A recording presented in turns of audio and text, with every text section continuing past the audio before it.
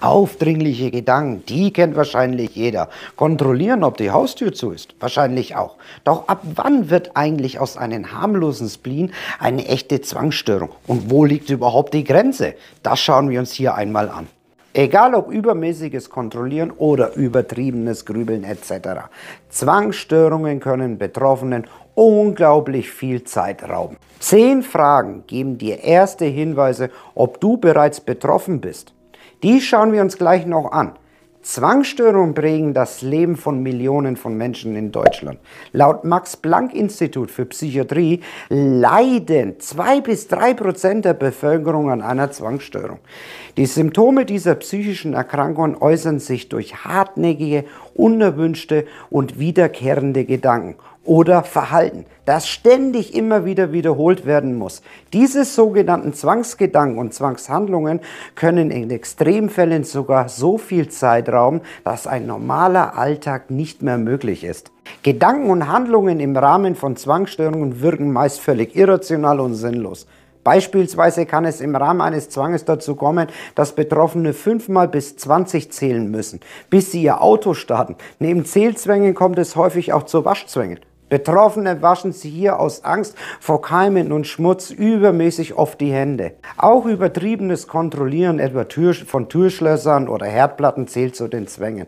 Bei manchen Betroffenen wird aus der Zwangshandlung ein sogenanntes Zwangsritual, das manchmal stundenlang ausgeführt werden muss. Doch warum kommt es jetzt überhaupt zu solchen Zwangshandlungen? Durch das Ausführen solcher Handlungen oder Rituale sind Betroffene davon überzeugt, dass sie eigentlich höchst unwahrscheinliche Ereignisse vorbeugen können. Zum Beispiel mit einem Zählzwang vor dem Autofahren, damit es zu keinem Unfall kommt. Die Zwangsgedanken verursachen erheblichen Stress bei den Betroffenen. Aber paradoxerweise verschaffen die Zwangshandlungen kurzfristige Erleichterung. Doch Vorsicht, dieser Trost ist nur von kurzer Dauer und der Kreislauf aus Angst und zwanghaftem Verhalten setzt sich fort. Es wird dadurch immer wieder neu angekurbelt und wird immer schlimmer.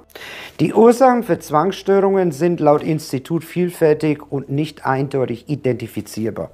Als Auslöser werden unter anderem genetische Veranlagerung, Veränderung im Gehirn sowie Stress diskutiert. Meine Meinung dazu ist eine etwas andere. Dazu mal ein kurzes Beispiel. Nehmen wir mal an, Person X setzt sich ins Auto hinein und bekommt intrusiv den Gedanken nach oben geschossen, ich fahre jetzt gegen den Gegenverkehr als Beispiel. Die Person, die den Glaubenssatz von sich hat, dass Gedanken nur Gedanken sind und mit meiner Person nichts zu tun haben, wird in der Regel auch keine Neutralisierungsversuche versuchen anzuwenden.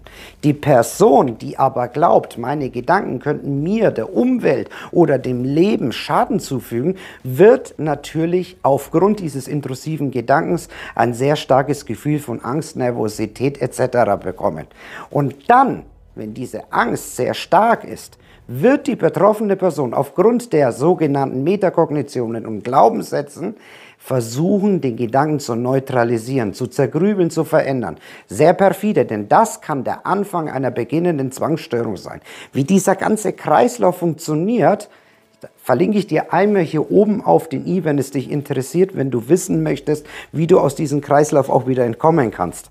In vielen Fällen lindert eine kognitive Verhaltenstherapie in Verbindung mit Medikamenten die Beschwerden von zwangserkrankten Menschen.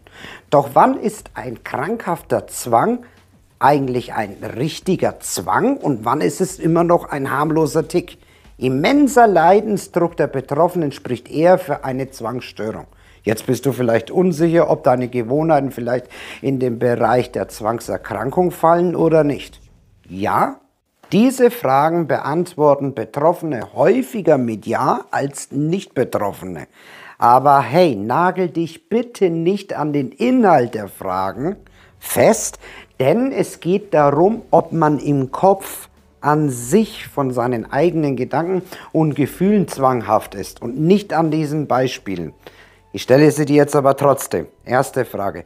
Gibt es Handlungen, die du wiederholt ausübst, obwohl Art und Umfang für dich oder Außenstehende total übertrieben sind? Nummer 2. Kommt es zu einer unangenehmen Anspannung, wenn du diese Handlungen nicht ausübst oder kannst? Nummer 3. Hast du wiederkehrende Gedanken zum Thema Sauberkeit, Ordnung, Symmetrie, Kontrolle oder andere Themen wie zum Beispiel Sexualität, Gewalt oder gegenüber dir etwas, was dir schaden könnte, Themen, die sich immer wieder wiederholen und dich quälen? Nummer 4. Beeinträchtigen diese Gedanken deine Lebensqualität und kosten dir viel Zeit und Kraft. Und das kann aber auch schon sein, dass es dir zum Beispiel heute schwieriger fällt, Dinge zu tun, die dir früher sehr leicht gefallen sind. 5. Wäschst du dich exzessiv häufiger als 15 Mal täglich? Also die Hände, ohne dass dies berufsbedingt erforderlich ist, oder duschst du exzessiv? Öfter als 2 Mal täglich oder hast du hierbei schon besondere Rituale dir angewöhnt? 6.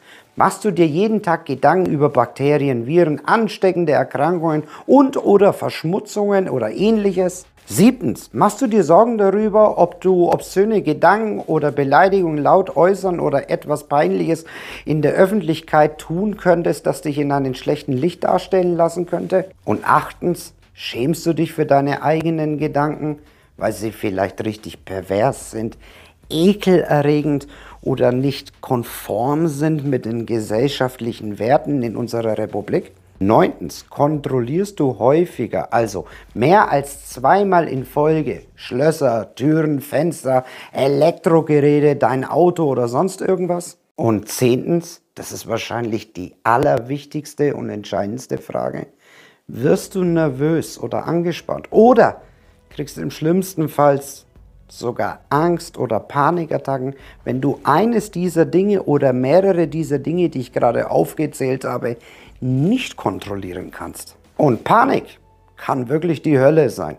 Und jetzt weiß ich, dass ich dich gepackt habe. Und du willst jetzt bestimmt wissen, wenn ich schon Panik habe, wie man da am besten rauskommen kann.